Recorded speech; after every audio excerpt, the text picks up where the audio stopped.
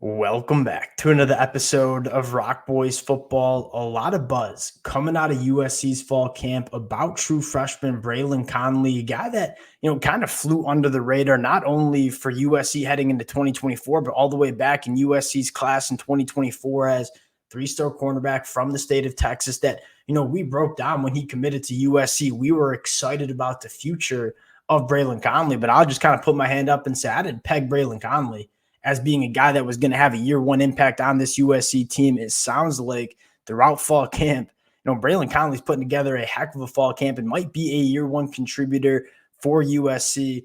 Want to do a couple of different things. One, talk about the rotation that we're going to see within this USC secondary. I think, some really interesting takeaways from how Doug Belk talked about this USC secondary. And then secondly, let's go take a look back at Braylon Conley and talk about why going back to his senior year film, why he can be a guy that contributes to USC year one. Fired up to get into it now. Before we do, and as always, a massive shout out to the USC fans. These freshman spotlight series, my favorite episodes to do, where we talk extensively about these guys coming out of high school, break down the commitments, and then we get to talk about them putting on the pads for this USC program. To all the USC fans that have been rocking with the boys the last 12 months on the recruiting trail, can't thank you guys enough. If y'all do enjoy the content, consider subscribing to the channel. Much more importantly, would love to hear some other true freshmen that you would like us to dive into heading into 2024. But without further ado,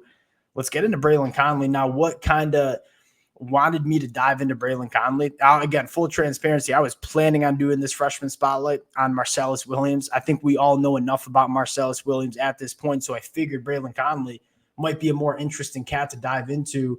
Lincoln Riley shouts out Braylon Conley, and this wasn't a, hey, how is Braylon Conley doing? And then Lincoln Riley just says something nice.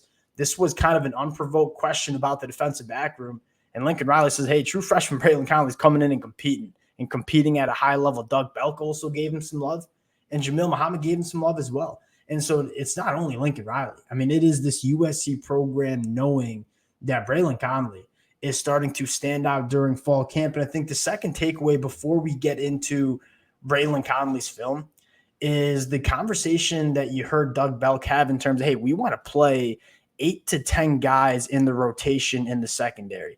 I think that's really important. Two big takeaways. One, the cornerback and safety rooms meet together. I mean, they have a secondary meeting, not cornerbacks, not safety separate, which kind of sounds like what was happening with USC last year, because that sounds like it's a change from the 2023 season. I think that's a massive storyline.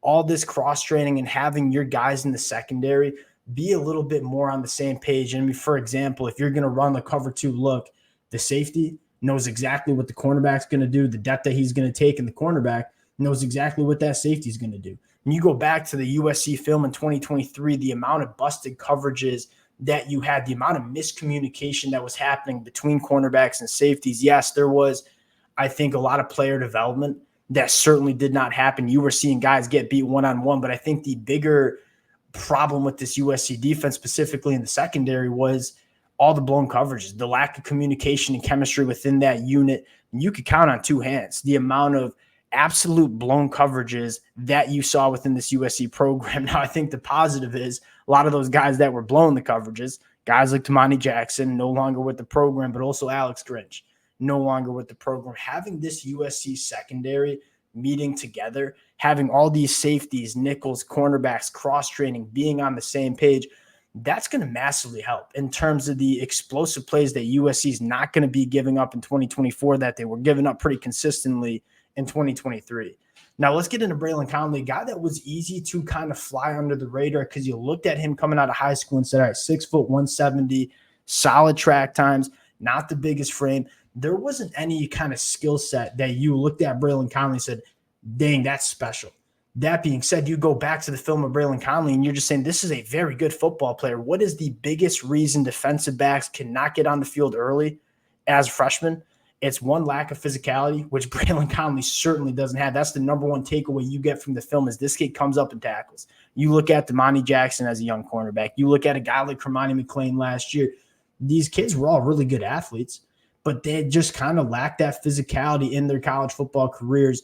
Braylon Conley comes in and says, you don't have any question marks about the physicality that Braylon Conley is going to play with. And I think secondly, you look at Braylon Conley's film and say, this kid knows what he's doing. The instincts are extremely, extremely strong.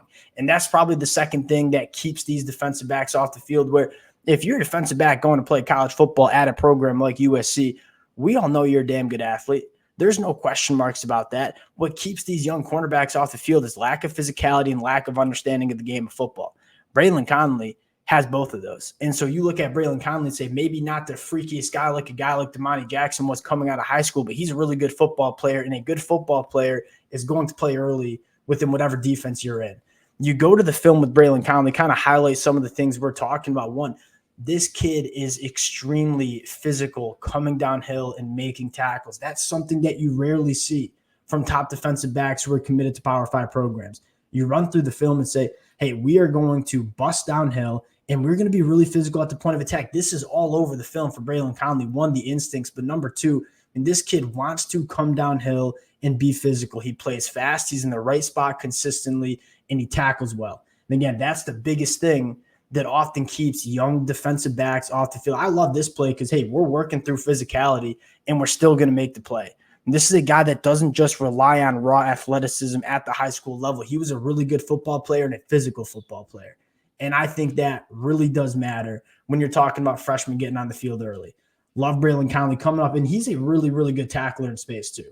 And we kind of talked about the physicality. He comes in downhill, but if it's time to make a play in open space, this is exactly how you want it to look. I mean, we're rapping and rolling. These aren't like hit sticks. These aren't kind of sloppy form tackles. These are form tackles that are being made in open space. That's what you love most about Braylon Conley. It's not flashy, and it's probably why he kind of flew under the radar in 2024. When we broke down this film 12 months ago, there was nothing that was jumping out of the film on you. But when you turn on the film with Braylon Conley, all you say is damn good football player. And again, that's going to allow him to play early for this USC program. You continue to work through the film. I love this play. Hey, we're going to go find the football. This is something that a lot of top defensive coordinators preach. Hey, find that football, pop it out, go make some plays, create some turnovers. This is a USC team that just couldn't create some of those plays. Talk about instincts. This is it, right? He's going to see this screen a mile away, work through traffic, and go be physical at the point of attack and break up a play. I mean, the instincts, the physicality that Braylon Conley played with, I think that's going to allow him to play early. Now, you look at this USC defensive back room and say, we don't expect Braylon Conley to be a week one starter for USC, but kind of going back to the conversation that Doug Belk had, and that is, hey, we're going to play 8 to 10 guys. You look at a lot of the top defensive backs from Michigan last year. Michigan, as a Michigan fan myself, we rotated 8, 9 guys pretty consistently in the back end. Now, you look at that cornerback spot, I think Braylon Conley, a guy that probably could play nickel or boundary cornerback and probably getting cross-trained at both of those positions. Jacoby Covington, DeCarlos Nicholson, John Humphrey. Those are probably the 3 cornerbacks on the boundary that USC feels really good about early. Marcellus Williams as a true freshman, and I think Braylon Conley, especially with the injury to Crawford, I think you suddenly look at the cornerback room and say, by no means is it a thin cornerback room, but there's going to be some opportunity for some freshmen like Marcellus Williams or Braylon Conley to have the opportunity to play early. And I think this secondary is such a massive storyline for USC's defense as a whole, where you look at the biggest concern we have for USC on the defensive side of the football, it's really stopping the run.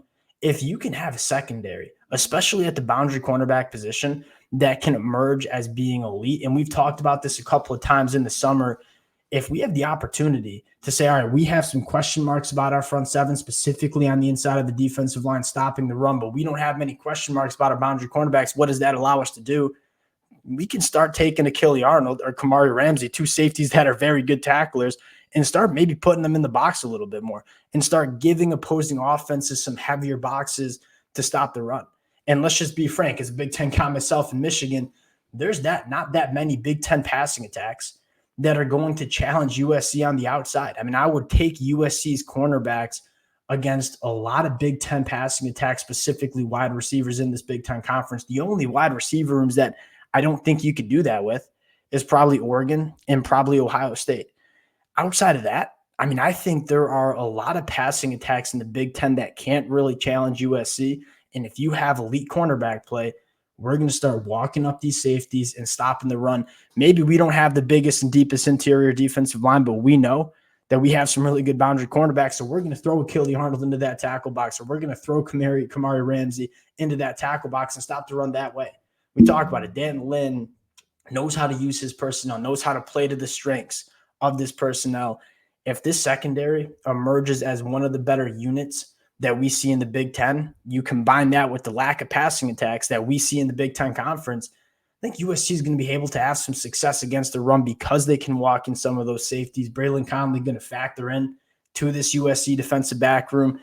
Really, really excited to see some of these young cats and all the new faces that we're going to see within this USC defense, but wanted to highlight Braylon Conley as a guy that, kind of flew under the radar. I'll put my hand up and say kind of flew under the radar for me as well. But a guy that is emerging, that is going to be another body in this USC defensive back room that USC has confidence in. We'll cut it there. Again, appreciate you guys rocking with the fellas. If y'all do enjoy the content, consider subscribing to the channel. Appreciate you guys. We'll talk to y'all later.